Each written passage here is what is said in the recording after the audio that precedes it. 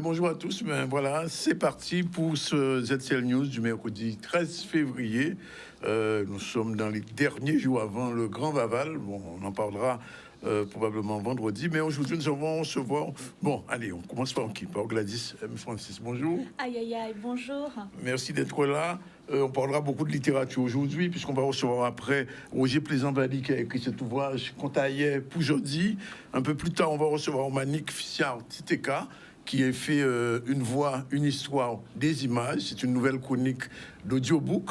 Plus tard, Elisabeth Gustave, qui est la consultante en culture de la Wawak, on la connaît. Puis ce soir, on va rencontrer Gladys à la Wawak. Et puis on va terminer avec Martine Fazer, la chronique culturelle selon Martine. Donc voilà un peu sur un ZCL très culture aujourd'hui. Sinon, l'actualité n'a pas beaucoup changé. C'est le point sur la négociation EDF hier. Ça se passait à la préfecture. Rien n'est encore réglé. Au moment où je vous parle, les négociations continuent. Ça stagne un petit peu. On fera un petit peu le point. Un nouveau centre d'examen de santé a été créé à la CGSS. C'était hier à Antillopol. On en parlera bien évidemment. Embouteillage d'ambulance au CHU. Pourquoi ça ne fonctionne pas? Le CHU, vous le savez, est en grande difficulté depuis des années. Et aujourd'hui, il y a des embouteillages. Les pompiers ne sont pas contents, ils le disent. Et puis, signature d'une convention entre le CHU et l'AFD. Voilà un peu le sommaire. Vous êtes en direct de Canal 10, de C10 FM et de RHT. On salue nos amis de la Guadeloupe, de Martinique, de France qui nous regardent. Pas encore des États-Unis, mais ça viendra sûrement bientôt. Et aussi de la Réunion. Alors, aujourd'hui, on reçoit une dame immense, par son talent d'écriture, par ce qu'elle a écrit. Elle a écrit tellement de bouquins, tellement de choses, qu'une heure ne suffirait même pas. Donc, on va avec elle parler essentiellement de Épopée créole. C'est le livre le plus récent sorti. Je sais qu'il y a autre chose en préparation. Et donc, il faut le dire, Gladys, elle est doyenne de l'université de Howard aux États-Unis. C'est la première enseignante noire, c'est ça, là-bas? Doyenne. Doyenne, en plus, doyenne d'université. Et donc, Gladys, il faudra nous expliquer un petit peu rapidement le parcours. Comment on part de la Guadeloupe? On va en Martinique faire des études littéraires. Et il y a un vide, pouf, on part aux États-Unis. Aux États-Unis, on débarque un petit peu avant l'arrivée de Obama, puisque vous l'avez vécu. Ouais. Comment ça s'est passé, ce parcours de la Guadeloupe aux USA? Oui. Maternelle, l'école maternelle de Margaillard, oui, ça commence là. À Gosier. Oui. L'école primaire de Margaillard toujours. Et puis j'arrive à Raymond de Bambuc, à Pointe-à-Pitre. Je fais mon collège aussi à Pointe-à-Pitre. Je continue ensuite, il y a eu Hugo je me rappelle, on a tout perdu avec Hugo. Et donc on déménage, on reconstruit sur Petit Canal. Et donc je m'oriente donc sur cette région du Nord Grande Terre. Voilà. Et puis je suis à Charles de Gaulle, à Morne-à-l'Eau, lycée Faustin Fleurette pour le lycée toujours Morne-à-l'Eau.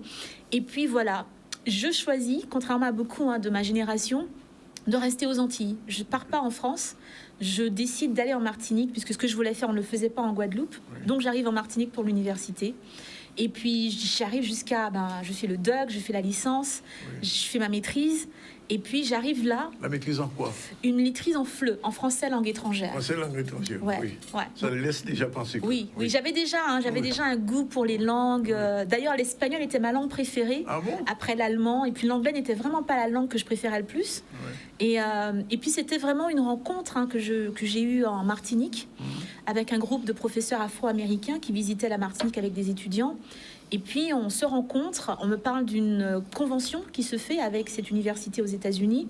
Et puis je reçois mon invitation à partir pour 1 an. Et pour travailler sur les études afro-américaines.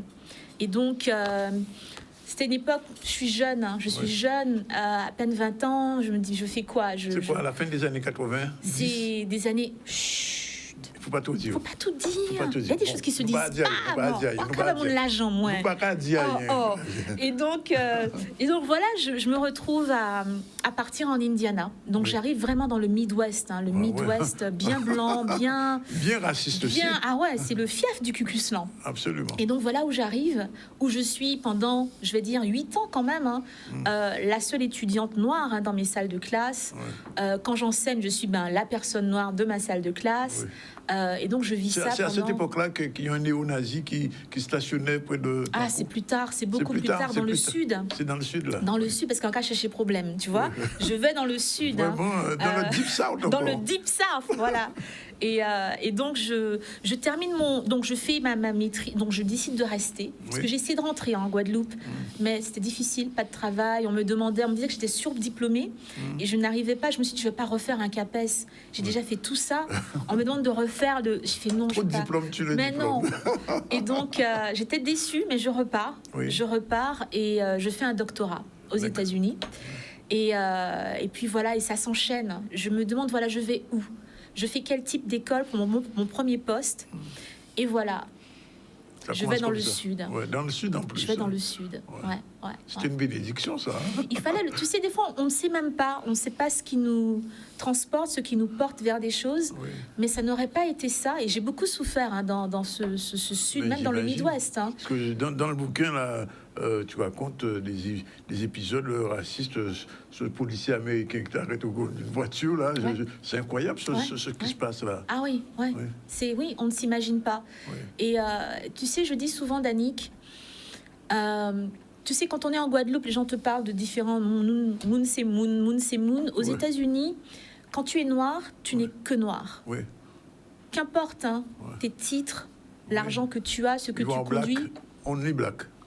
black. Il n'y a pas de « Ah, il est africain, Oui. il est afro-américain, oh, elle est de la C'est quand Caraïbe. même un moment tu Elle dis est- quand tu rencontres quelqu'un qui dit oui tu es française donc tu es pas vraiment black. Je suis pas black. Oui. Ouais. Alors, Et donc explique-moi ça un peu. donc à l'intérieur de la communauté noire, Oui. là on a des divisions. Tu vois, D'accord. à l'intérieur de la communauté noire, c'est ok, ouais. Ouais. Et tu sais, c'est vrai, parce qu'il y a des endroits où je vais, et je peux te dire, c'est mon petit accent français qui m'ouvre des portes des fois. Il faut le dire, hein, il faut être très honnête. Oui. Et donc, tu as des doubles standards. C'est comme l'Afro-Américain qui va à Paris. Mais les Français sont friands de l'Afro-Américain. Absolument. Le sont-ils de l'Africain? Ouais. Le Non, sont-ils au même titre du Caribéen? Vraiment pas. Voilà. Donc tu vois, c'est ce que j'appelle hein, des géographies, des identités à géographie variable. Ça dépend où tu es. Donc quand je dis ça tout le temps, quand je suis au Ghana, on pense que je viens de l'Angleterre. Quand je vais, tu vois, donc ça dépend où tu es. Tu vois, D'accord. je suis aux États-Unis parce que j'ai l'accent français, on me prend pour une haïtienne. Donc Oui. C'est une géopolitique de la langue. complètement, Danick. Donc voilà, je sais pas si ça t'aide à voir un petit peu le parcours. C'était vraiment le fruit du Mais hasard. oui, mais alors comment tu débarques à Howard? Je débarque à Howard avec... Mon Dieu, Danick, c'est une bonne question. Tu sais, j'étais prête à partir parce que tu sais, tu vis des choses. Oui, puis à un moment. Ça te, tu vois, et puis tu sens quand tu es arrivé, quand il n'y a plus d'espace pour toi de t'ouvrir, hein, d'être, de vivre ce que tu as en toi, quand tu as ton potentiel. Et donc, il a fallu savoir à quel moment partir à chaque fois. Donc, j'arrive dans le Deep South.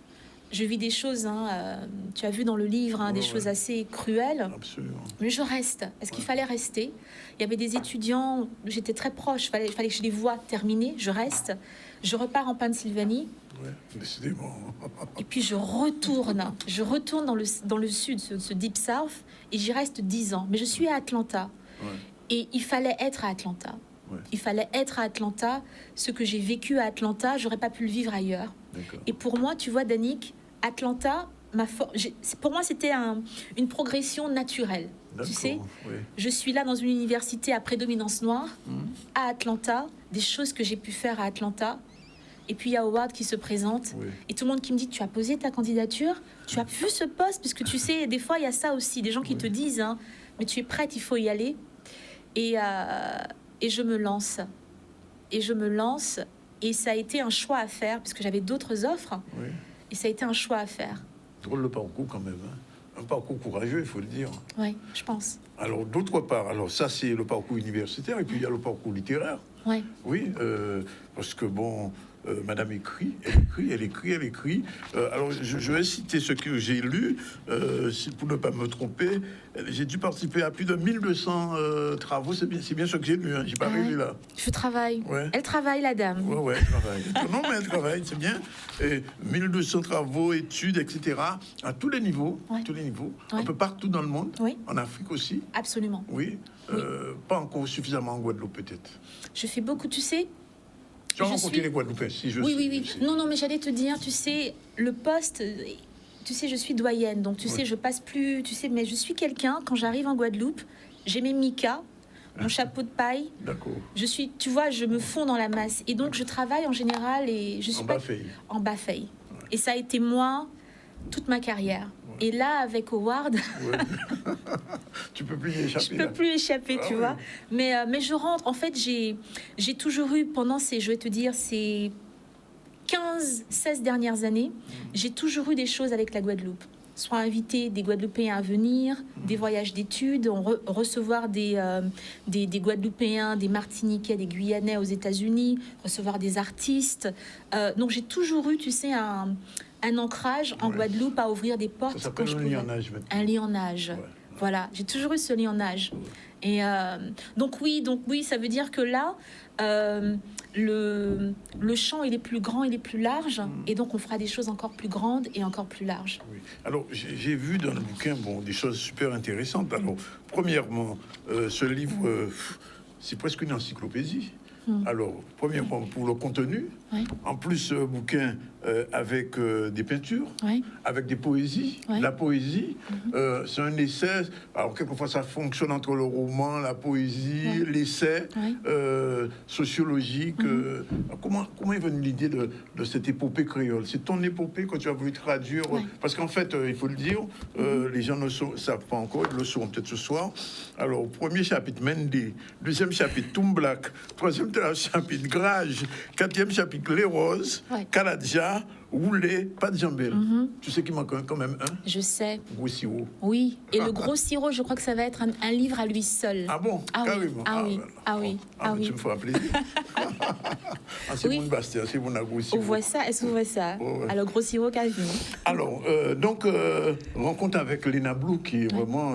Parce qu'on la retrouve partout, Léna Blou. Ouais. Son Bigidi, Ouais. c'est pratiquement une philosophie maintenant. Oui, Elle a oui. passé son doctorat, elle est chevalier, Absolument. etc. Alors, comment ça se passe avec Léna au départ? Oui. Alors, Léna, tu sais à quand ça remonte, Léna? Non. J'avais peut-être 5-6 ans. Oui. Ah, quand même. Et donc Léna, elle était fraîchement revenue en Guadeloupe. Oui. Elle avait même pas encore son école, hein. Elle Oui, était dans... Elle était encore infirmière à la Ouais, limite. tu vois, à la limite, tu sais. Ouais. Et qui commence son concept et tout. Donc j'ai été l'élève de Léna Blou. D'accord. Petite enfant. Ah bon? Enfant. D'accord. Et bon, Léna qui fait des choses, moi, tu vois, enfin... et donc je retrouve Léna, je dirais, aux environs de 2011, Oui.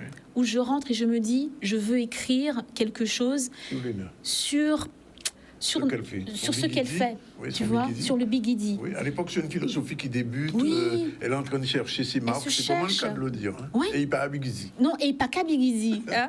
Et donc, oui, donc je me dis, voilà, et je la rencontre en 2011-2012 pour une interview à son école, hein,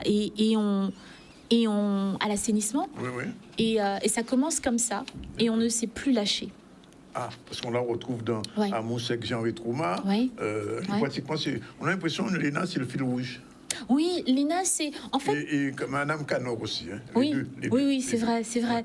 En fait, moi, ce que j'ai aimé, c'est le fait qu'il y ait eu quelqu'un qui essaie de développer non seulement une technicité, mais qui essaie de développer une philosophie, une théorie Ouais. autour de notre danse Groka. Ouais. Et moi, j'ai trouvé ça fabuleux. Et je crois que c'est pour ça que ça revient. Et elle a vraiment développé quelque chose, je dis tout le temps ça, une théorie caribéenne autour de la danse Groka. Et puis c'est devenu international. C'est Parce que complètement international. Léna va en Afrique, Ouais. en Europe. Je ne sais même pas si elle peut aller au Japon, je ne sais pas où. Mais pratiquement, son Bigidi est devenu quelque chose d'international. Oui, absolument. Ouais. Et tu sais, il faut que je fasse justice à Madame Taurin, Oui. Ah, parce le qu'elle a monde été mon professeur. aussi. Ah oui. Pas ça, mais à grand Absolument, monde. en Cadio. Et donc, ce sont des femmes qui m'ont beaucoup inspirée. Je vais être très honnête. La force de Madame Taurin, son charisme, son savoir-faire, sa créativité, ça m'a énormément... Elle était même mon prof de sport quand j'étais à Faustin-Fleurette. D'accord. Et donc, des femmes qui m'ont beaucoup inspirée jeune, adolescente. Et je crois... Ah, Danick, on a des pépites. On a des pépites en Guadeloupe. On a une, là. Ouais. Tu parlais de toi. Bon, alors, juste une question quand même sur les États-Unis Ouais. de l'époque Obama. Comment ça s'est passé? Dur. Pour une Guadeloupéenne, une Afro-Caribéenne, c'est même pas Afro-Française, Tout ça, Afro-Guadeloupéenne. tout ça. Enfin, Afro, En pas bébélé. non. Oui, alors, comment ça s'est passé à l'époque Obama? On Dur. parlera de Trump après. Oui, dur. Parce qu'en fait, je suis dans le sud. ce grand sud américain, le Deep South. Et quand on parle de Deep South, c'est en fait partout il y avait ces plantations, ces plantations coloniales aux États-Unis. On sent encore l'époque de avant libération des esclaves américains. Ouais. Et tu sais, pour te donner juste un concept, je vais chez un médecin une fois à Macon, en Géorgie. Et je marque, tu marques ton nom quand tu arrives.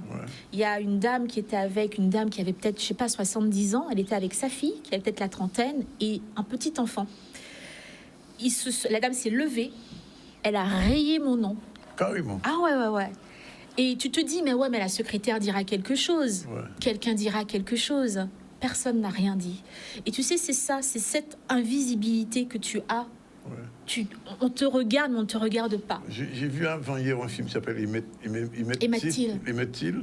Bon, ça se passe dans les années 55, mais ça n'a pas beaucoup changé. Non, Danick. Et donc, pour revenir à Obama, j'habite, tu sais, parce que j'avais une sorte de résidence qui appartenait à l'université où je travaillais. Et donc, j'étais dans un quartier très riche, très blanc. Et voilà pourquoi je me faisais arrêter au moins une fois par semaine par la police. Oui, d'accord. J'avais pas le droit de rouler là. Comment une black peut se trouver rouler là, et en plus avoir une voiture. Ouais. C'était un peu ça. Et on te fait savoir que t'es pas à ta place. Et mon voisin, à côté de cette personne, ne m'a jamais dit bonjour. Je levais la main, il me répondait pas. J'ai fini par comprendre. Et ce même voisin, quand il y a eu... Donc les élections étaient dures. Donc c'était des messages ouvertement... dans la provocation. Et mon voisin, il a pris un oreiller. Il a mis une corde à cet oreiller, tu vois, à peu près au tiers de l'oreiller. Il y avait une rature, une rature en marron noir, dessus, qu'il a pendu à un arbre devant chez lui. Et cette chose abominable est restée là. Clair, là. Ah ouais. Et restée là pendant toute la période des élections et même après. C'est le temps qui a usé cet oreiller, l'oreiller. Donc, il n'y a eu que la corde qui pendait. Mais tu imagines bien sortir de chez toi et tu sais c'est ce que tu as comme voisin. Ça veut dire que l'esprit Ku Klux Klan est encore présent dans ces régions du sud des États-Unis. L'école où je travaillais était une école pour femmes dans ce sud. Et toutes les traditions... donc il y avait le Golden Heart, le Purple Heart. C'était tout ça, toutes ces couleurs et les termes étaient en fait des termes du Ku Klux Klan. Et tu sais, moi je peux comprendre qu'une école est créée à l'époque. Ok, d'accord, c'est votre histoire. Mais on est au 21e siècle. Il y a des choses à rectifier. Et tu as des écoles qui ne rectifient absolument rien. Il y a une fierté de cet héritage. Et donc il y a un moment où toi tu dois comprendre qu'il faut retirer de ton corps de la chose. Parce que tu sais, je peux vouloir faire la révolution autant que je veux, mais il y a des limites. Et tu vois, tu sens. Donc ça veut dire que Obama n'a pas réussi à calmer ce passé présent, si j'ose parler comme ça. C'est tellement profond. C'est tellement profond. Je crois qu'il y a des gens qui te diront qu'ils sont déçus d'Obama, que c'était un pantin, qu'il n'a pas fait grand-chose, mais il a été bloqué à tous les niveaux. Par l'établissement. Voilà. Il pouvait rien faire passer, c'était bloqué, mais il a fait quelque chose que personne ne pouvait contrôler, c'est montrer qu'il y a une excellence noire. Il y a une excellence noire. Et je te dis, partout où tu vas, tu as des enfants. J'ai le fils d'un collègue qui s'appelle Obama. Il y en a qui s'appellent Barack. Ah oui, il y a toute une culture. Tu vas dans les maisons afro-américaines, tu as une photo du président Obama comme si c'était le cousin de la famille ou le beau-fils, etc. Donc, il a pu créer quelque chose qui nous dit qu'on peut être visible dans une société qui veut le contraire. C'est son week-end, quoi. Week-end. Alors, l'autre aspect que je voulais voir avant de parler de Trump un peu, puisque tu es aux États-Unis à l'époque où Black Lives Matter est créé. Alors, comment ça émerge aux États-Unis, ce mouvement? Alors, tu dis là, résonne jusque dans mes cours, le complexe sens du Black Lives Matter résonne dans mes cours, c'est vie, elle marche, l'espace dans mes salles de classe, etc. Oui, absolument. La douleur que vit Danick, tu es journaliste, tu travailles autour de l'image. Un Afro-Américain, surtout un homme Afro-Américain, un homme noir tout court, s'il se voit dans les médias aux États-Unis, c'est pour une histoire de viol, une histoire de vol, des choses toujours négatives, alors que c'est une minorité dans ce pays. Mais ils sont majoritairement représentés dans les médias de manière négative. Donc il y a ça pour un jeune homme qui qui grandit dans quelque chose où il se voit représenté de cette manière-là. Black Lives Matter, bien sûr, violence policière, Oui. Ça commence là, mais tu sais, c'est l'écho que ça a eu. Parce que tu vois, comme moi, et j'en parle dans le livre, je suis peut-être docteur de je sais pas quoi, mais je ne suis pas madame de ce que d'eux aux États-Unis. Je suis rien. Yeah. Je suis un corps noir qui marche dans la rue. Il n'y a pas de ce que je conduis, ce que je porte, comment je parle. Il n'y a pas ça. Tu sais, et je sais que c'est quelque chose qui peut être complètement fou quand les gens l'entendent. Mais je te dis, je pars de la Guadeloupe avec un sens dans c'est en forme guadeloupéenne, tu sais, contente en forme d'Ubud. Tu sais, j'avais le côté femme, tu sais, fière, tu vois. Ça n'a aucune importance là-bas. Que tu sois femme, ça n'a aucune importance. Tu es réduit à la couleur de ta peau. Et quand tu es réduit à la couleur de ta peau, ça veut dire quoi? T'as pas de doigts, t'as pas de droit, t'as pas de loi, t'as rien. Et donc, on comprend très vite qu'en fait, qu'une vie noire ne compte pas. Qu'être noir, c'est plus qu'une objectification. C'est-à-dire que la police a le droit de te tuer en public, vidéo, tout à l'appui. Les policiers, voilà, il n'y a pas de charge. Les juges qui passent, qui disent mais non, il n'y a rien, il n'y a pas eu de crime. Et donc, ça peut tuer moralement quelqu'un. Alors, deux petits mots quand même sur cette poétesse barbadienne, c'est ça? Oui, barbadienne. Oui. Comment ça se passe, la rencontre? C'est aux États-Unis ou en Barbade? Aux États-Unis. Elle se fait aux États-Unis. Et je rencontre tellement de personnes. Tu sais, je voudrais faire un livre, tu sais, tous les mois. Il y a pas mal. Oui. Parce que j'aime le partage. Et donc, quand je rencontre des artistes, j'aime faire ça, c'est-à-dire leur donner une place. Donc, j'écris jamais toute seule. Quand je fais quelque chose... Là, c'est sous la direction, avec plein de collaborations. Jusqu'à Madame Schwarzbart, Fabienne, bien sûr, même le théâtre de Marie Scondé analysé. Tout ça. Deux petits mots quand même sur l'époque Trump, avant qu'on revienne à la réunion de ce soir. Trump, c'est l'époque où j'ai eu cet étudiant nazi dans ma classe. Ah, d'accord. L'époque Trump, c'est ça. L'époque Trump, c'est quand l'université, parce qu'on est dans le Deep South, donc toutes les écoles publiques sont complètement sous le pouvoir de ce que décide le gouverneur, qui, par exemple pour la Géorgie. Et donc on nous dit quoi? On nous dit, mais à partir d'aujourd'hui, les armes à feu sont autorisées dans les salles de classe. Wow. D'accord. C'est ça aussi, c'est rentrer dans ta salle de classe et avoir une pancarte qui te montre quoi faire si tu as un tireur actif sur ton campus. C'est inimaginable, tu vois. Et c'est ça l'époque de Trump. L'époque de Trump, c'est quand moi je rentre chez moi, parce que j'ai aussi fait le choix de vivre dans la première commune noire créée à Atlanta, qui s'appelle Summerhill. Donc c'est là que j'ai choisi d'habiter. Mais quand je rentre, quand je prends la bretelle pour rentrer chez moi, la période Trump, ça veut dire quoi? Tu as 10 mecs, 15 mecs, Bermuda, pantoufles, et qui ont des mitraillettes au dos. Mais tu sais, c'est le overdoing it. Tu sais, le faire, mais de manière à bien te choquer, te faire comprendre. Et ils se mettent en fait à l'entrée de quartiers où il y a des communautés hispanophones, des communautés noires, tout ce qui n'est pas une communauté blanche en fait, pour intimider. Et l'époque Trump, c'est aussi ça, c'est l'intimidation. Et donc quand tu rentres, tu t'arrêtes parce qu'il y a le feu rouge, tu te retrouves avec plein de gars qui te regardent, mais tu sais, la haine aux yeux, avec la main sur l'arme à feu, et tu comprends, c'est te faire comprendre que t'es pas chez toi. Et ça, c'est Trump. L'époque de Trump, c'est un racisme beaucoup plus ouvert, tu sais, à vue. Quelqu'un m'a dit c'est du open racism. C'est du open racism. C'est exactement ça. Et pour moi, c'est ça que ça a marqué. Ça a marqué une époque où les gens n'ont plus honte de dire rentre chez toi. Les gens n'ont plus honte de dire Baboule, qu'est-ce que tu fais là? Tu vois, comme on a fait à Taubira, va manger ta banane. Tu vois, et ça se fait comme ça, à visage découvert. Il n'y a plus les sacs.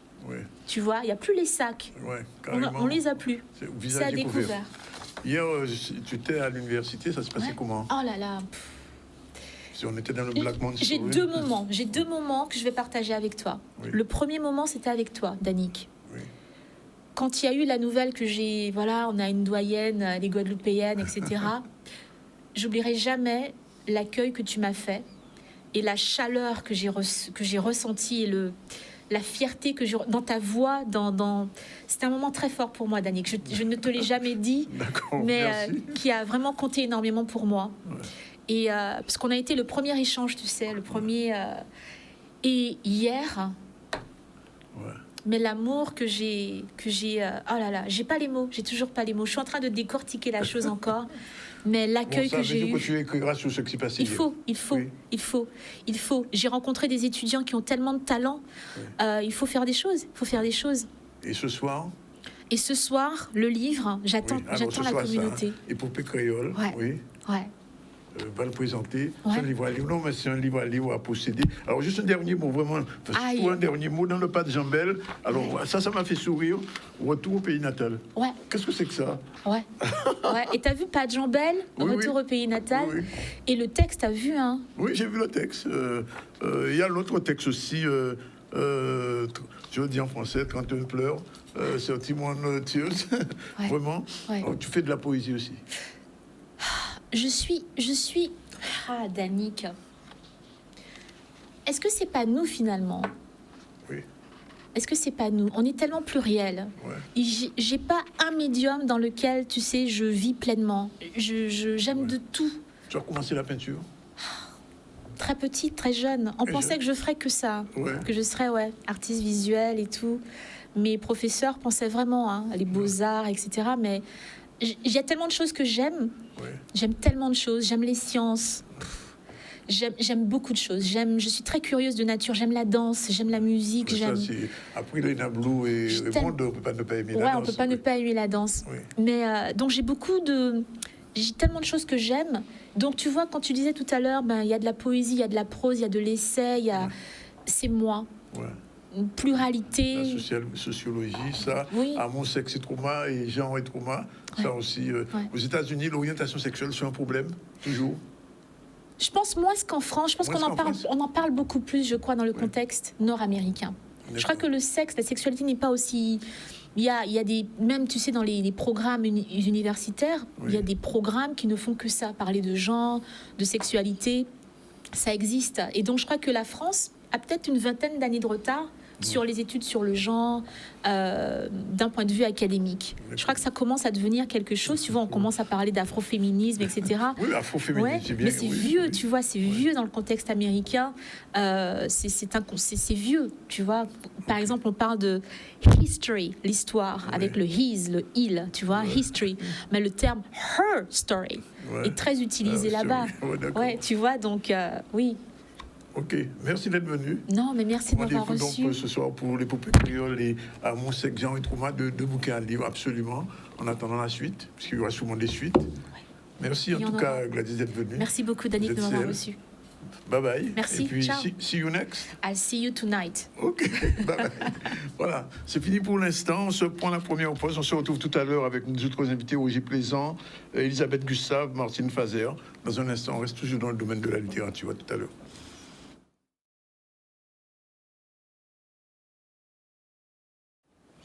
Voilà, 13h08, traduction, 1 heure et 8 minutes. Merci, Roger Valli est avec nous. Bonjour. Bonjour. Bien, bonjour. Alors, on peut montrer ça quand même, parce que c'est ça, hypothétique au moins. On bel dessin. Et ça, c'est beaucoup moins qui fait ça. Bernard. Bien. Et puis, on a une dame aussi avec nous pour la première fois dans sa nouvelle chronique. Image, non, alors une voix. Une histoire et des images. Alors, explication. Pourquoi permettre qu'on commence avec madame là quand même? Normalement. Oui, bon, alors, Manick, alors qu'est-ce que c'est exactement? Alors, une voix et une histoire des images, eh ben, c'est l'opportunité, en tout cas, que Canal 10 donne à son large public, parce qu'on parle beaucoup de télé du peuple, de pouvoir découvrir le livre autrement, donc à travers des audios, puisque nous aurons l'opportunité de pouvoir écouter des extraits. Et c'est là toute la dimension de la télévision, être accessible à tous, et pouvoir avoir une chronique qui permet de parler à tout un chacun du livre, et en l'occurrence du livre audio et du livre en général. On va regarder tout de suite le générique. C'est parti.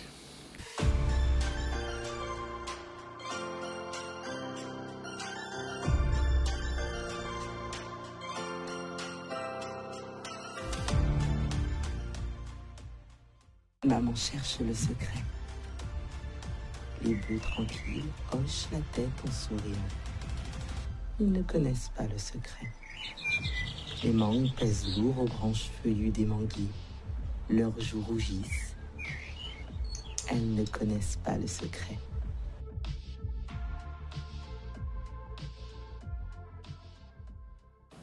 Madame Annick, alors de quel bouquin on va parler aujourd'hui? Alors aujourd'hui, on va parler d'un recueil de contes des Antilles, Oui. qui a été écrit par Nadine Corneli.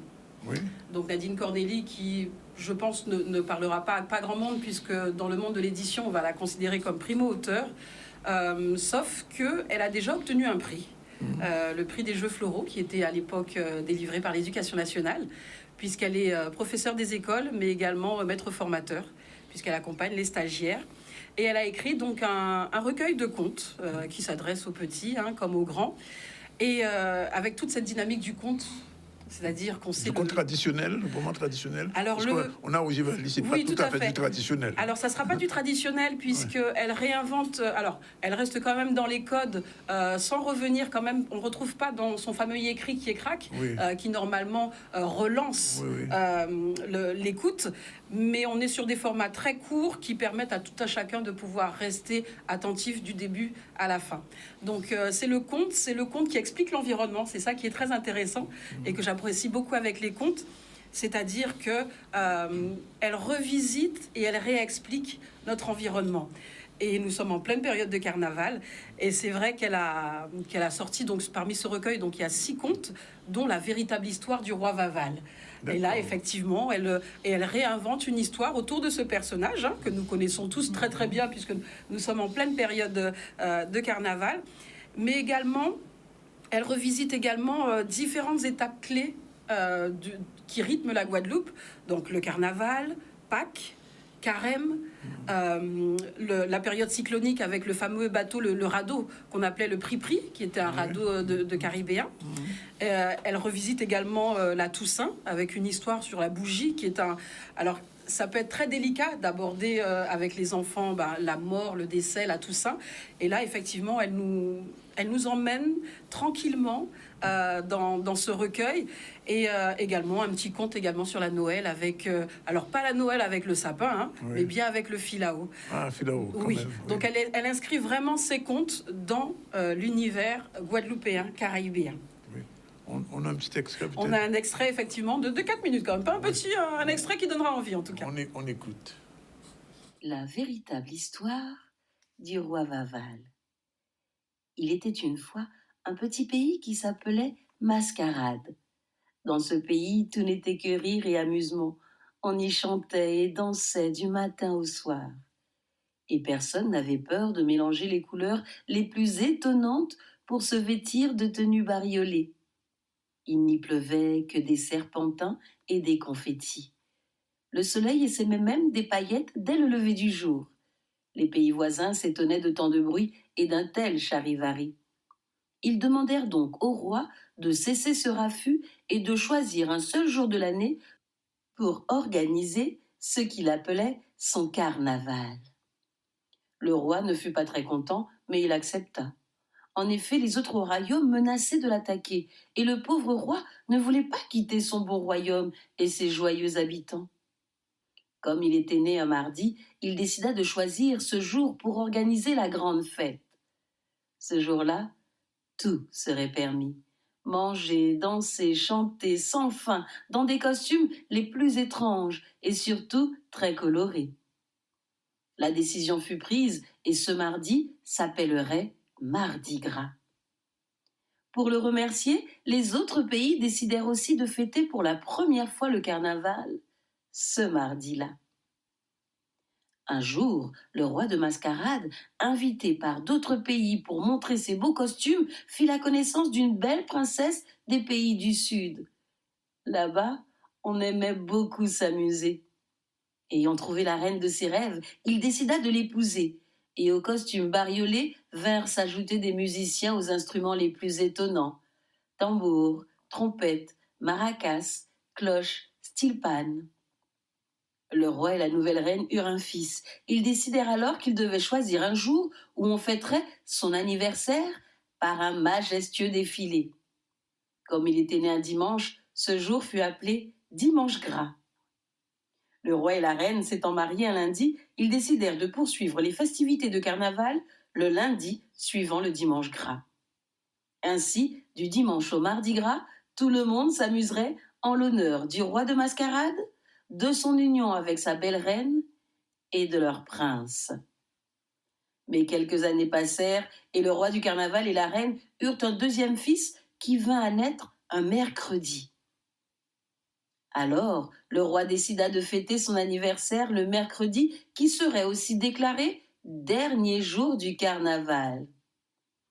Le deuxième prince fut très triste car ce jour-là, personne ne portait d'habits colorés car il était coutume de défiler en tenue de deuil.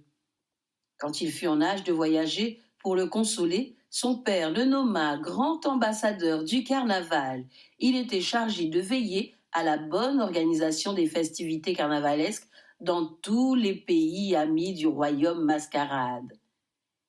Il accepta son rôle, mais souvent, quand il assistait au défilé tout autour du monde, il ne pouvait s'empêcher d'être triste dès qu'arrivait mercredi des cendres, jusqu'au jour où il arriva, un jeudi, dans une petite île appelée Papillon, doucement bercée par l'Alizé et la mer des Caraïbes. Dans cette île, on dansait toute l'année. Quand il raconta son histoire en pleurant, tout le monde se moqua de lui. On lui dit « Pourquoi pleures-tu ? Parce qu'on te fête qu'en noir et blanc et qu'un seul jour par an ? Ici, on te fêtera 10 jours ou autant de jours que tu voudras avec nos plus belles tenues. » « Ah bon ? » répondit le prince. « Tiens, si tu veux être notre roi, nous te fêterons du premier dimanche de l'Épiphanie, fête de tous ceux qui veulent être rois, à Mardi Gras, fête anniversaire de ton père, le vrai roi du carnaval. Et cela, chaque dimanche, jusqu'au jour gras, nous t'offrirons nos défilés les plus colorés. Mais ici, tu ne t'appelleras pas prince de mascarade, mais Vaval. Voilà, donc un court extrait. Oui. Combien de pages sur le bouquin? Alors, Pour combien de minutes l'audio? Oui, c'est ça. Alors, c'est un ouvrage qui dure 40 minutes, Oui. puisqu'il y a plusieurs petites histoires. La version papier est en cours, puisque nous l'avons confié aux éditions d'Aigmaron, Oui. pour pouvoir justement avoir la version papier. Mais en audio, il fait 40 minutes, donc c'est des petites histoires du soir qu'on peut écouter seul ou en famille, Oui. et avec les amis, et qui permettent un petit peu à l'enfant, donc comme j'expliquais la première fois où je suis venue, c'est-à-dire l'acquisition d'un vocabulaire, et puis pouvoir répondre à la question du pourquoi à ces enfants et leur proposer quelque chose qui rentre dans l'ordre de l'imaginaire et du merveilleux. D'accord, merci. Merci à vous. Bien, à bientôt. À très bientôt. Il y aura une suite, cette chronique qu'on va retrouver pratiquement tous les 15 jours au début, peut-être tous les 8 jours. Alors, on reste dans le domaine du conte, puisque nous, on met à compte. En partie, ça, vous te mettre compte. Non, on va pas mettre compte. Ouais, mon cher, gens vont travailler ces comptes-là. Alors, par exemple, si vous avez pour côté Benzo ou bien côté les causes, mais en tout cas, nous on travaille là. Bon, alors, moi, quand il fait ça, c'est d'avoir, bon, premièrement, en tant que Didier Onfos, Ouais. en tant qu'éditeur, parce qu'on a trouvé le travail qui a fait intéressant, et qu'au moins, on a une petite bonne expérience, on dit, en cas de tirer un livre côté. Deuxième bitin, ni 4 amis qui c'est des compteurs. Bon, Benzo, vous voyez, on l'eau à Dankasika et tout suite à ça, mais Benzo, c'était l'école. On l'eau l'école. Et Benzo fait on l'eau travaille avec Timoun. Absolument.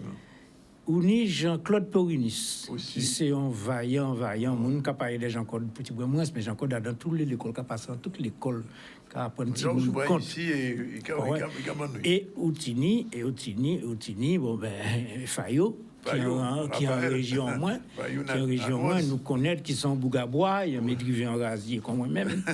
Et Monsieur qui a fait des travaux intéressants, et on aime ici Edgar Lewis qui lit, il prend d'autres dimensions. Il prend d'autres dimensions même à niveau là ça. Et on y a les causes qui ici Cabestel. Mais moi, en dédié livre là ça, à ces 4 là, ça va, ça connaît bien. Ces amis, en moins, c'est monde qu'on connaît de très très longue date. Et c'est monde par rapport à la langue créole là aussi mené en bon travail. Bon travail. Et en cas, pensez que dans le pays là, nous, il est là. Imaginaire à Timoun nous, en toute direction. Et ça t'est bon quand même. Et c'est pour ça, en bien content.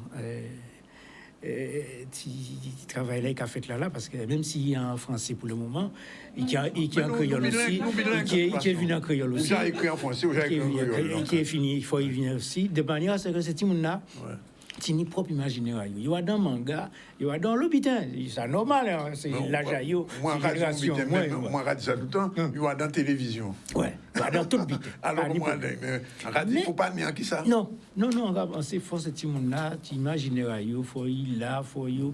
Et là on réfléchit compte finalement que ça y est. Vous pouvez changer moi en commencer par marquer Louquet.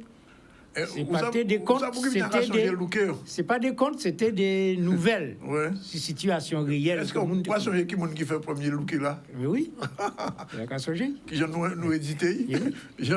On tout petit maison de monter. Moi avec Daniel.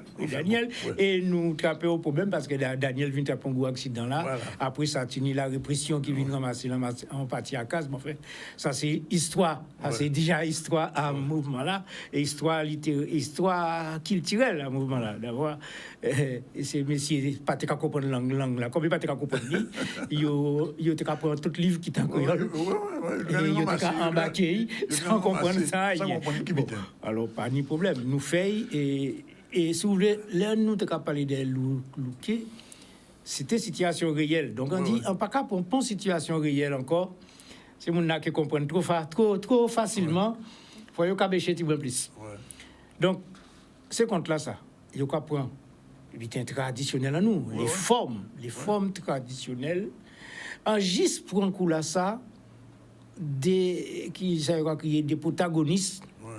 Mais non, mais c'est traditionnel. Alors, on voit au Pointigeon. Compère lapin, macaque, et les autres compères. Zamba et les autres compères. Oui, c'est des figures, comment on va dire en français, des figures symboliques. Emblématiques des figures. Emblématiques à content nous. C'est ça. Il y a là, il y a dedans. Mais il y a une autre figure. Mais il y a un peu figure. C'est-à-dire que compère lapin, mon cas va compère lapin tous les jours en Guadeloupe. Si vous pas avoué, c'est qu'il y a un problème. Absolument. Il y a un gros problème. Si vous compère lapin là, tout le temps. Ou Nitijan, il y a un Jean. C'est-à-dire, c'est Bouglaï qui a toujours trouvé un Jean pour et faire vite avancer. Mais là, il était mais là, pour là, ça, il y a loin même, il y a vie maïe fille à diable. Mais là, on veut maïe fille à diable. Faut savoir. Son bab courageux. Et là, on cherche bab, faut croire bon. Alors là, on regarde, bon, malin qui arrivait, mais il arrivait quand même. Il arrivait à sauter chaque fois, il a tout bas, c'est 4 batailles. Et c'est pour ça qu'on a dit, pays là, ça, tu vois une image à Tijan, quelque part. Il plus image à Tijan qui image à Pompé Lapin. Bon, ni on l'homme a gagné accident, ni on connaît plus, par quel, ils savent qui j'en ai toujours. Compère Lapin qui est mené au manger, viande à Loua, mais c'est eux qui est tombé à dans Blada. Voilà, c'est eux qui est pris. C'est toujours eux qui est pris. Toujours eux qui est pris. Par contre, Tijan, lui qui cherche des merdes, même si il qui cherche le plus extraordinaire pour des merdes. Qu'est-ce que ça, c'est débrouiller pas pécher. Oui, et puis ça dans l'esprit, il y a débrouiller pas pécher. Ça dans l'esprit là ça encore ouais. Et puis bon comme c'est pour petit brin quand même faut toujours faire petit monde songer si vous pas obéir papa et maman malin périvé si vous pas respecter grand monde ou peut trouver dans une mauvaise situation. Non, mais ça très culturel. Ça Adam, mais c'est l'habitude dans nous. Non, mais pas qui pour tout le monde. Ouais. Non, mais c'est l'habitude dans nous. Et alors, contrairement à ce là, Manik t'a dit, il pas mettre cric-crac. Adam, on va mettre tout cric-crac là. Alors là, il faut en relancer d'autant plus que ces comptes-là, tu vois plus long, et comme c'est l'écrit, tu vois plus long. Et qui voulait pas. C'est des temps où on mettait des pauses. Voilà, il faut mettre des campos de manière à ce qu'on n'a pas perdre. Mais nous avons envie aussi dans le travail là, ça, si vous voulez. Tous les amis, moi, ils ont réciter compte, yo dans l'école, yo tout partout, yo ka réciter compte. Mais à part Benzo même qui marquait, qui voilà, c'est ça que je dis. ces traces là pas là. Et ces messieurs, ils ont commencé ni l'âge. Hein. Ouais. En vrai, il y a jeune petit bouc. Ils ont l'âge. Hein. Non, mais non, Edgar aussi, même bité, tous ces boucs là, ils ont l'âge. Benzo, l'âge moins presque. Le livre traditionnel, nous là, c'est Conter les gens des Antilles, va changer. C'est ça. On vient par depuis là, tout petit bouc. Pas tenir rien d'autre. Pas tenir rien d'autre. Donc, on a la fois, nous, encore, fait ça et encore pensé ce travail-là. Didier Kaf fait là, qui est encouragé d'autres monde à faire. À maquer, et encore disons maquer. Parce qu'après, on passe à combien de temps nous que Pékin bé Kouboul là ça parce que bita chaîne dans les nous nous mener combat pour créole té devant nous mener combat pour créole té l'école pour créole tout ça créole on dit dans l'école créole à l'université créole tout ça mais créole pas encore gagner hein. Il loin gagner. Et il loin gagner. Chaque fois on voilà. Ça a fait et situation à pays là qu'a fait.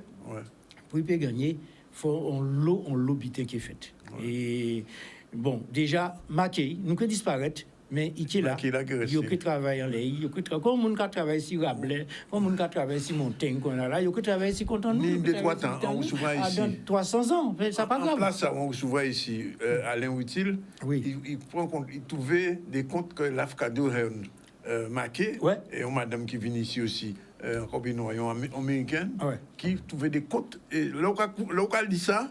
On regarde des gens créoles là évoluer. Là on regarde ces comptes là en début à siècle là, on voit les gens créoles là évoluer au niveau à Marie-Galante, au niveau à la Guadeloupe. Et ça c'est fondamental. Il y a qu'à dire ça on marqué là dans 40 ans, 50 ans, que là, il peut même bitin. Non, il peut même bitin. Et en plus de ça, il y a des mots qui disparaissent complètement. Là, on fait Guiampo à l'époque. Guiampo, c'est en publié en 2006, mais c'est Guiampo fait en 1976. C'est des mots qui existaient, qu'on caudé, des mots comme ça, qui n'a ouani, où est né. Là, c'est que bitin là, qui n'a ces messieurs, c'est le caudé là qu'a fait, il y a quoi ouani, et compagnie. C'est des mots qui disparaissent. Caudé, moun pas qu'à faire coton encore, pas qu'à caudé encore. Vous comprenez, ça veut dire ça disparaît. Des mots à péché disparaître. Comment ça veut dire? Pour objectif en nous, c'est marquer, on peut fixer les mots. Pourquoi dire un petit peu de là? Tu as un agoulou, il peut comprendre. Tu as un agoulou, alors. On t'a monté la taille là, en cas coûté, j'ai dit mot, que banaya c'est au café. Ni on madame qui dit, pour qui il n'y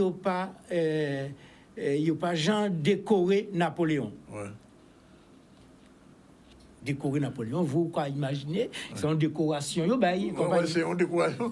Alors que Corée là, c'est. Là, il y a Corée. Donc si on était décoré, il était tombé. Jean d'habiter, c'est ça. C'est nous, c'est tous ces bitins de la santé qu'on a vu que nous repartis avec. Télévision là, quand je joue là, alors c'est que télévision là, ça. On dit que j'avais demandé. Alors, quand à hier, pour aujourd'hui, bon, moi. Alors, quand à hier, pour aujourd'hui, c'est. Hier, c'est. Bon. Le passé. J'ai expliqué les autres. J'ai expliqué les autres. Les personnages, c'est les personnages qui existent dans se passer en nous, la pince en bas, qu'on peut tout ça oublier. Donc, c'est le décryptage là. Et c'est ça. Bon.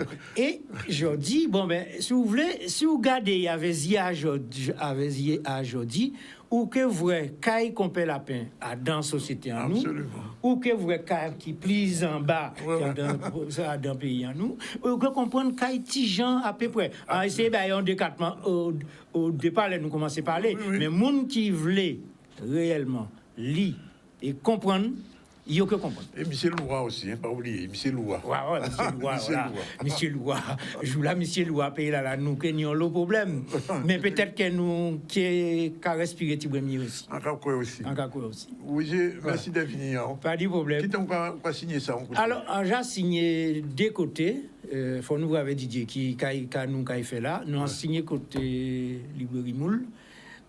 Dans en librairie Moule et enseigné dans en librairie Bastet. Comme une d'autres librairies, on a pensé que Didier qui organise. Alors, on n'a pas envie de dire ça trop fort, mais comme Manique là, et qu'il a fait audio, et qu'il livre la maquée, il maqué, j'ai maqué, il faut m'écouter un moment.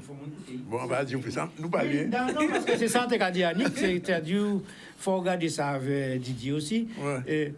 Nous, jeune on a signé côté Moule, Tu gars qui a passé vraiment jeune beau gars 18 19 ans même pas à peine.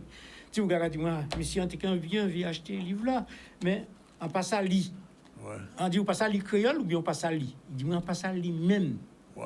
Il a dit comme il passe à lit. Ouais, Il a 18 ans 19 ans dans le pays comme Guadeloupe. Ouais. Il complètement illettré quoi. Parce que ni monde qui pède mais qui carré trouvé avec il y a quoi les PMI avec France Antilles il a trouvé. Bon, mais il veut pas. Il t'a dit moi si vous t'es mettre livre là ça en CD là en TP.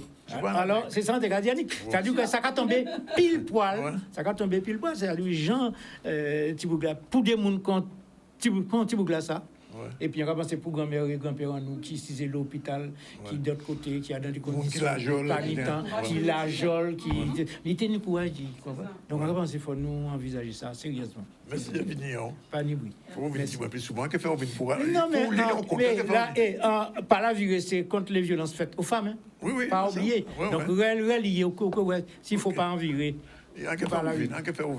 Merci Manick pour la première. Ça s'est bien passé. Merci Roger. Pas de problème. Continuez Maquet. Continuez. On est plus de temps quoi là. Nous avons dit Campo, 13h30 et nous allons retrouver nous aller pour nous continuer cette série-là. Nous recevons Elisabeth Gustave et Martine, la culture selon Martine. Moi donc on spécial culturel beau matin là et nous allons continuer à tout de suite.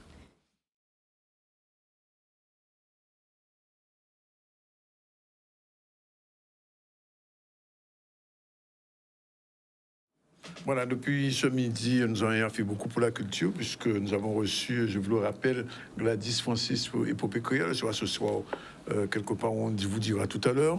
On a reçu tout à l'heure Roger Valet Plaisant pour Contaillet pour jeudi. Il sera peut-être là aussi un de ces jours. Et puis, on va recevoir une dame. Bonjour, madame. Bonjour, monsieur. Une dame qu'on n'a pas vue depuis longtemps, mais qu'on a toujours plaisir à recevoir. Elle s'appelle, cette dame, Elisabeth Gustave. Bonjour. Bonjour. Bonne année. Je ne suis pas venu depuis le début de l'année. Bonne année. Hein. Même si on est en février. Que la Guadeloupe prospère. Oui, et que les cafés littéraires aussi pullulent, on continue. Alors, elle est venue aujourd'hui, non seulement pour nous parler de ce qui va se passer ce soir, c'est événementiel, mais d'une manière générale, le café littéraire continue. Oui, le tiers-lieu de la Guadeloupe maintenant. Les cafés littéraires continuent. Non, ce n'est pas le tiers-lieu de la Guadeloupe, parce que si vous regardez bien, on peut trouver une dizaine d'endroits qui font exactement les mêmes choses, parce que je pense que les Guadeloupéens ont envie de se retrouver et de bavarder ensemble sur des sujets qui nous intéressent. Oui. Et c'est vrai qu'à la Raroac, on reçoit au moins... un plasticien, un écrivain par mois, au moins. Alors en ce moment, j'ai vu une dernière exposition, mais je ne sais pas si elle est toujours là. Philippe Virapin. Non, je n'ai pas encore vu Virapin. Virapin, c'est le photographe, on l'a reçu la semaine dernière ici. Voilà, il a dû venir annoncer son exposition. Très belle photo. Très belle exposition et intéressante parce qu'en fait... c'est rare de voir des photos de carnaval hors des rues et c'est... Au départ, j'ai été un peu interloquée. C'est une remise en scène, on appelle ça. Voilà, mais en fait, j'ai fini par comprendre que cette série-là a commencé avec le Covid et que, ma foi, c'était une idée qui n'était pas mal. Et j'ai bien aussi apprécié le fait qu'il a mis en scène les Kalinago et les Marrons et tout le temps célébrant notre carnaval. Il a refait son carnaval. Il a refait son carnaval pendant le Covid et les photos sont tellement belles qu'il s'est dit qu'il allait continuer l'année prochaine. Il m'a même dit ici qu'il compte en faire un bouquin. Oui, il va en faire un livre, c'est ça. Donc ça veut dire qu'il y a du travail, c'est vrai, il y a du bon voilà, travail. Et il a du passage, il est content. Il a beaucoup de projets autour du carnaval. En fait, c'est comme une petite recherche qui dure toute sa vie, je pense. Donc, alors, ça, c'est Virapin, mais il y a la suite, qu'est-ce qui vient après? Alors, donc ce soir, je le répète, même si vous en avez parlé quand je n'étais pas là, Gladys Francis.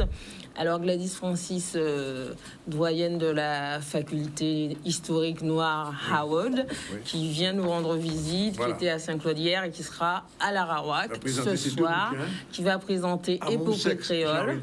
Et l'Épopée créole. Voilà, et qui va revenir, je je tiens à le dire parce que Gladys est désolée de ne pas voir. Gladys, c'est quand même quelqu'un qui aime la transmission et qui voulait voir nos jeunes, mais il se trouve qu'ils sont en vacances. Ouais. En vacances de carnaval. Donc, elle va revenir. Oui. Le lycée de Bainbridge l'attend et les autres lycées aussi. Et je crois que les élèves qui préparent Sciences Po aussi. Oui. Donc, elle va revenir et nous sommes fiers de la voir parce que...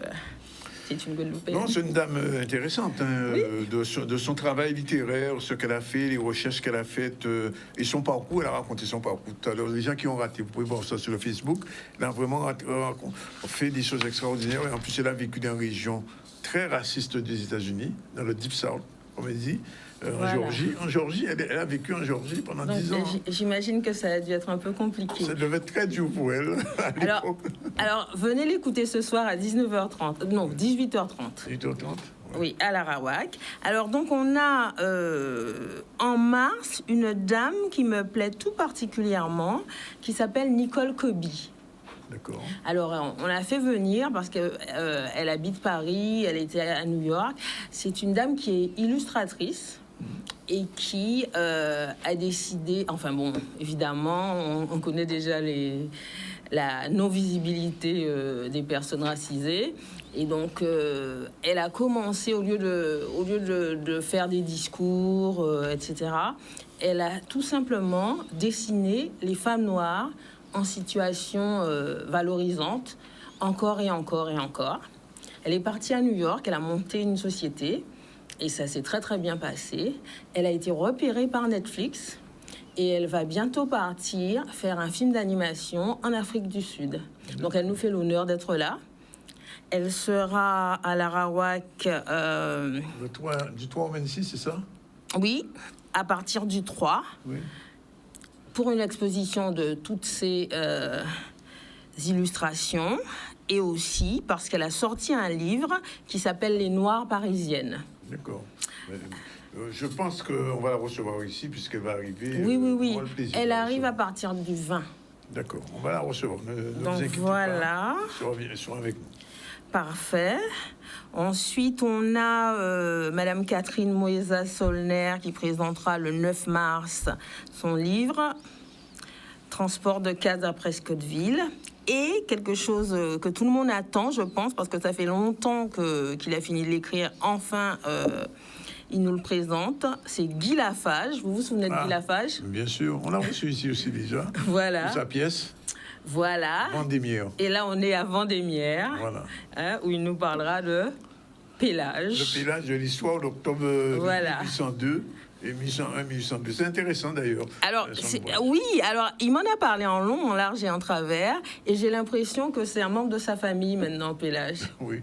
Tellement il le connaît bien.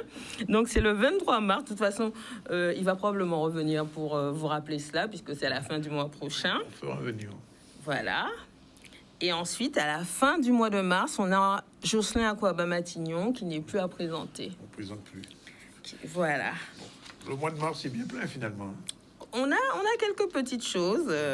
Je laisse avril pour avril. On a des choses intéressantes. Oui, on laisse avril pour avril. Il ne faut pas trop donner. On ne va pas trop donner. Donc, je vous rappelle que le 3 mars, nous avons cette charmante Nicole Kobi qui nous fait l'honneur d'être avec nous. Et je pense que ça sera un moment très, très sympathique. Et dès ce soir sympathique d'ailleurs. Et ce soir aussi. Bien. Merci Elisabeth. Et puis, comment on dit, à suivre? À suivre. Martine est arrivée. Bonjour Martine. On prend un petit tour. On fait un petit tour. Oui, on fait un petit tour dans l'actu, très rapidement. On a le temps de faire un petit tour dans l'actu. 10 minutes. Bon, alors on fait du Martine. Martine, c'est parti. Il reste 10 minutes. Oh, d'accord.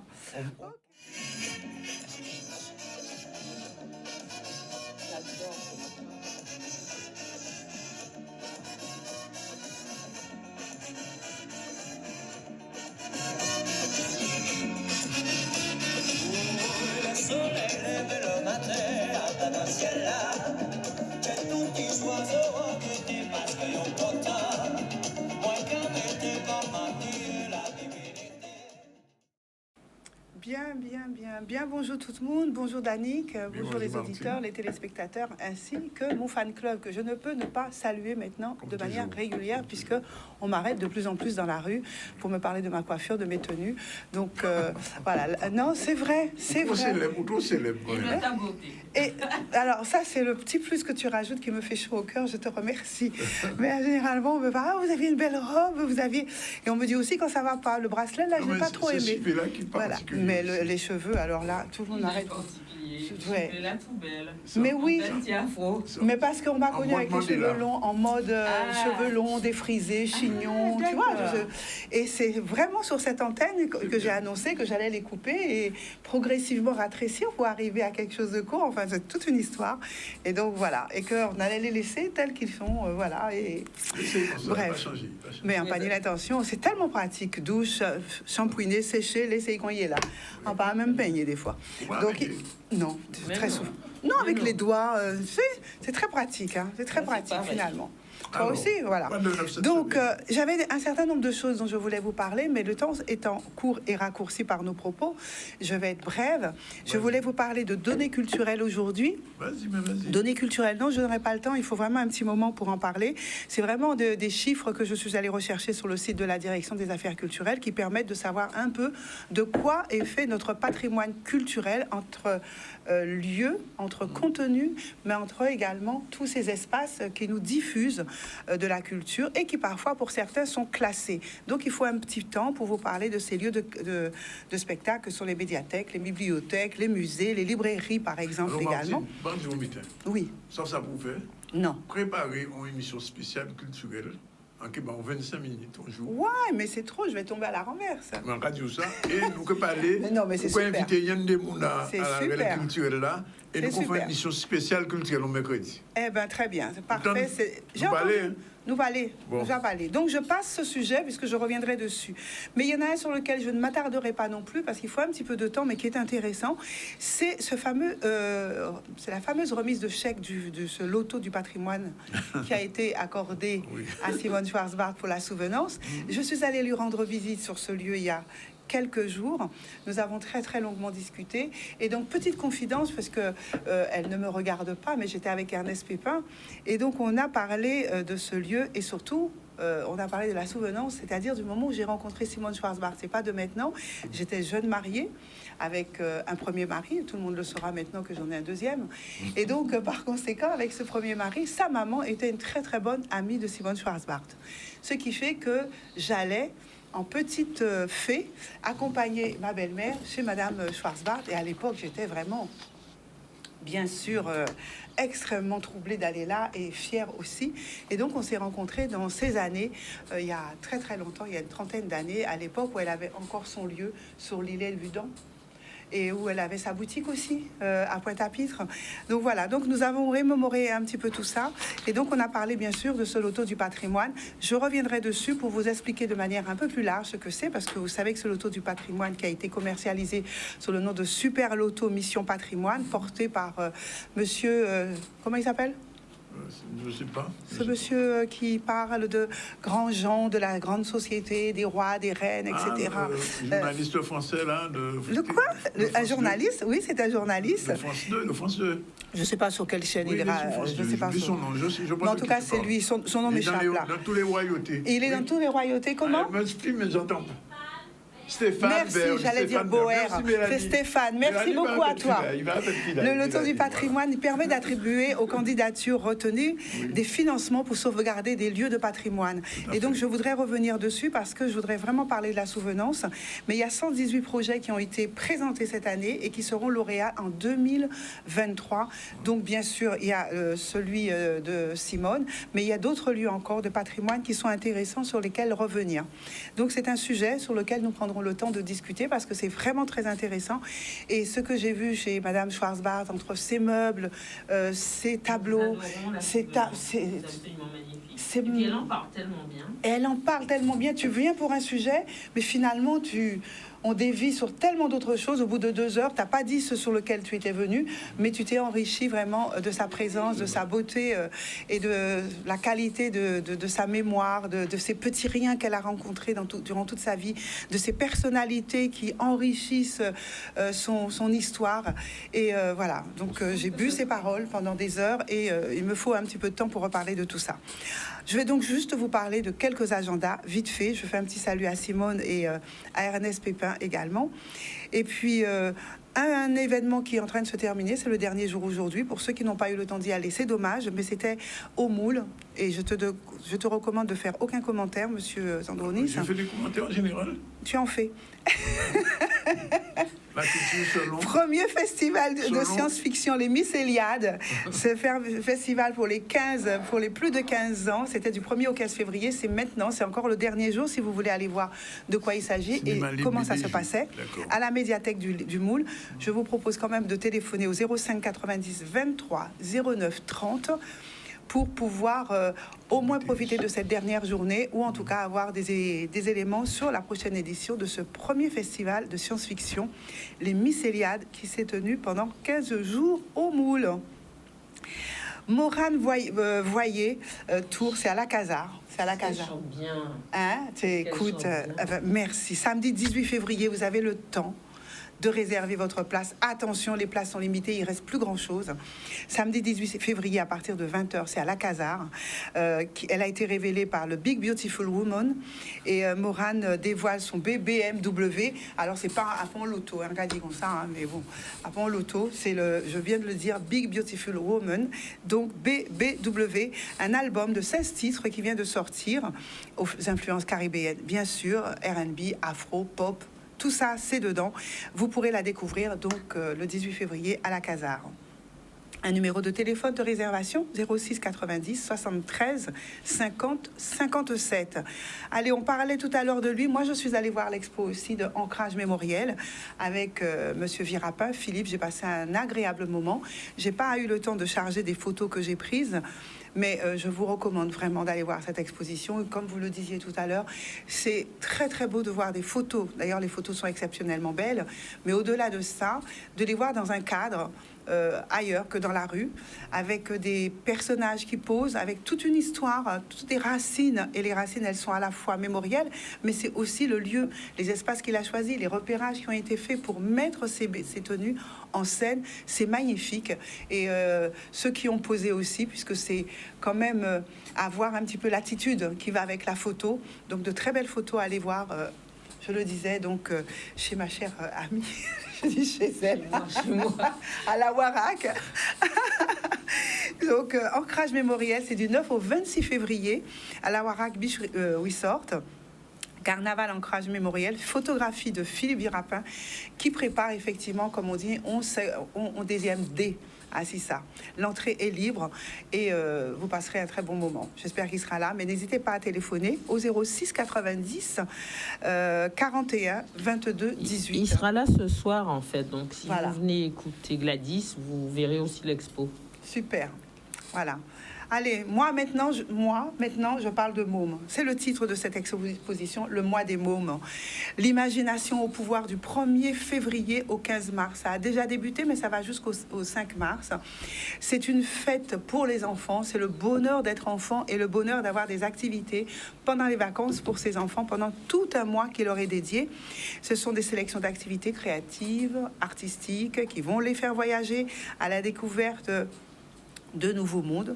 En magasin, il faut appeler. En tout cas, j'ai même pas noté qui était à l'origine. Alors là, franchement, Martine, c'est du grand n'importe quoi. Mais en tout cas, vous avez un numéro de téléphone. C'est le 05 90 80 80 00. Plein de choses de créativité et de réactivité pour les enfants. Je termine avec un déboulé, une soirée culturelle. Cette fois-ci, c'est à l'université.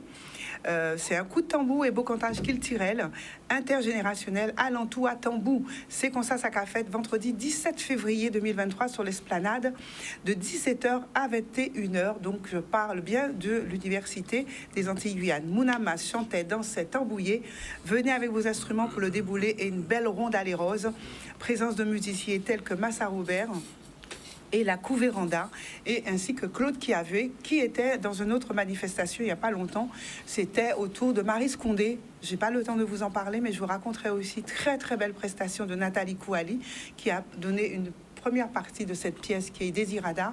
Et là, Marie Scondé a été honorée pour son anniversaire. J'avais pas prévu j'avais prévu l'image, mais pas de parler de cela encore. Mais en tout cas, tout ça pour dire que Claude Kiavu était là et parmi les musiciens qui ont animé cette soirée. Et ce dont je vous parle là, c'est ce déboulé soirée culturelle à l'université, et c'est le 17 février 2023 à 17h30, 21h. Voilà un petit peu, j'ai encore d'autres choses. J'ai encore une minute ou pas? Même pas. Même parce pas. que la dernière minute, c'est pour l'information. On est obligé de parler de la D'accord, VDF. eh ben... Oui. Mais Martine Andio, en Kaibao, décatement là, il faut là pour exprimer culturellement 25 minutes avec 2 ou 3 personnes qu'on a choisi et on va dire qui joue, on va servir un Joanna ou un Talina. Et on va mettre ça en pause. On revient à l'actualité. L'actualité hier, c'était la rencontre à la préfecture entre l'EDF, la préfecture et la région. Effectivement, ça n'a encore rien donné. Là, les réunions reprendront demain, jeudi. Et si avant Carnaval, ça n'a pas réglé, cela dit, on le sait, il y a moins de délestage. Vous pouvez, pour l'instant, avoir l'électricité chez vous. Ils ont décidé de faire un geste, un effort. Mais si l'EDF et la préfecture ne respectent pas les revendications des travailleurs, après Carnaval, on va pas dire plus. C'est parti.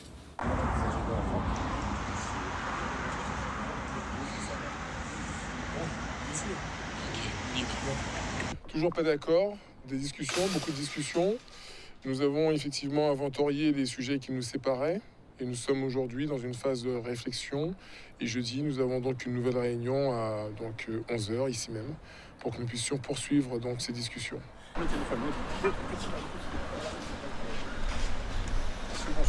Bonsoir. Écoutez, les discussions se poursuivent. On se retrouve jeudi pour essayer de finaliser un protocole de fin de conflit. Voilà. Écoutez, pour l'instant, les positions sont diamétralement opposées. Donc, nous avons évoqué une sortie donc, du conflit avec de nouveaux éléments.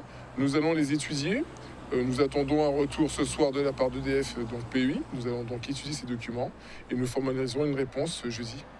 Je ne vais pas faire de commentaires sur ce qu'on a discuté. On se retrouve jeudi pour essayer de finaliser. Voilà. Merci. Donc on attendra jeudi pour la suite. Un nouveau centre d'examen santé a été ouvert hier. C'est important pour les gens qui n'ont pas les moyens de se faire suivre et d'être soignés. Petit reportage, Olivier Félix.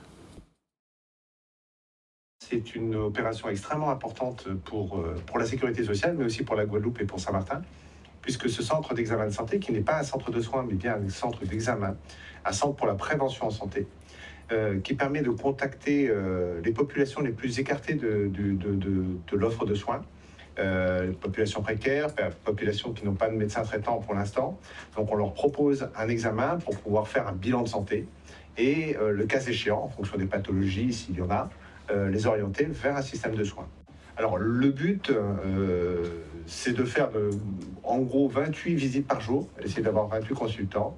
Cette année, on espère pouvoir faire 4000 consultations sur l'ensemble de l'année, en montant en puissance. Le but, c'est de développer l'offre, de pouvoir aller sur place aussi, pouvoir aller à Saint-Martin, pouvoir aller éventuellement sur d'autres endroits des îles de Guadeloupe, pour pouvoir aller au plus proche de la population et surtout faire en sorte que chacun puisse bénéficier de cette offre de soins. Ce qu'il faut savoir, c'est que ce centre d'examen de santé porté par la Caisse générale de sécurité sociale de la Guadeloupe et de Saint-Martin, c'est une volonté du conseil d'administration.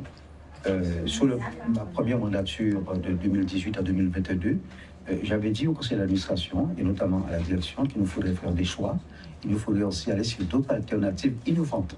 Et aujourd'hui, c'est une première en Guadeloupe de voir qu'une CGSS porte un centre d'examen de santé pour agir en prévention envers la population fragile et la population tout entière de la Guadeloupe. Je découvre l'univers de la sécurité sociale que je ne connaissais pas du tout. J'ai travaillé dans beaucoup d'endroits, mais je n'avais jamais poussé les portes de la sécurité sociale. Et c'est un milieu très intéressant, très enrichissant, en plus qui est très jeune, où ça bouge beaucoup. Et je suis très heureuse de faire partie de ce centre, de cette nouvelle équipe pour la prévention de tout ce qui est pathologique pour nos personnes, nos usagers, nos personnes âgées, les personnes qui sont un peu laissées sur le bord de la route, qui ne veulent pas rester dans le circuit. Donc on va les chercher, puis on va essayer de les remettre sur les rails et de faire en sorte que la santé, n'est-ce pas, reste pérenne et soit une priorité pour nous. Voilà, bien c'est terminé pour aujourd'hui. Je vous rappelle qu'en début du ZCL, on a reçu Madame Gladys Francis, qui est doyenne de l'université, qui a fait hier à l'université à Saint-Claude une conférence sur l'afroféminisme et qui sera ce soir à la Wawac pour présenter au moins cet ouvrage, sinon l'autre aussi, Amour, sexe, genre et trauma. On a reçu aussi tout de suite après un autre écrivain guadeloupéen, celui-là aussi, Madame Francis Guadeloupéenne, mon gosier. Contaillait pour aujourd'hui avec Roger Valli-Plaisant. Il nous a présenté ses contes en créole. On a reçu aussi pour la première fois Manik Siar, qui nous fait désormais une chronique, une voix, une histoire, une image et des images. C'est une nouvelle chronique dans le ZCL avec de l'audio, cette fois-ci pour le monde qui passe à Vli, justement, il peut écouter. Et on vient de terminer avec Elisabeth Gustave qui nous invite ce soir à la Wawac, comme tous les mercredis, pratiquement, il y a quelque chose qui se passe. C'est le jeudi aussi, café littéraire avec Gladys et d'autres personnes. On a reçu Martine très brièvement, mais elle a eu le temps de placer quelques petits mots quand même, et notamment nous rappeler sa visite à Convenance chez Madame Schwarzbart, mais on peut vous venir Souvenance, et nous pouvons vous venir laisser la prochaine fois.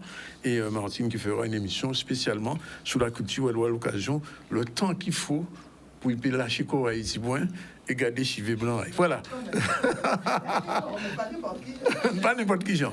Voilà. Et la négociation sur le courant, sur les pannes, les délestages de courant, c'est pas encore réglé, pas vraiment, puisque hier la négociation n'a rien donné. Il faudra attendre demain, jeudi, une nouvelle rencontre prévue. Vous avez bien vu que tout le monde reste sous des coquilles d'œufs. Mon comme HCC, on ne va prendre pas responsabilité. Mais les grévistes ont fait un effort. Ils ont arrêté les délestages jusqu'à Jarry, tout près d'ici. La centrale fonctionne. Et puis vous avez vu ce nouveau centre d'examen de santé qui a été ouvert hier à Antillopole et qui permettra aux gens qui n'ont pas les moyens d'être soignés gratuitement. On n'a pas eu le temps de parler de l'embouteillage d'ambulance au CHU, ni de la signature de la convention entre le CHU et l'AFD, mais on aura l'occasion d'y revenir ce soir. Je vous remercie de votre attention. Merci. Demain, on se retrouve jeudi, comme d'habitude. Le ZCL était, comme d'habitude, le mercredi réalisé par Jordan, avec le soutien de Njoana, son assistante. Voilà, c'est fini pour aujourd'hui. Au revoir, Martine. Au revoir, Danick. Au revoir, Elisabeth. Au revoir, Mélanie aussi, qu'on salue. Mélanie qui est là en copilotage et qui nous a sortis, qui nous a sauvés. Martine, sauvez-nous quand même. Oui, tout à fait. Sauvez-nous, il va nous en force quand même. Voilà, on salue Mélanie aussi. Voilà, c'est fini pour aujourd'hui. À demain. Bye bye.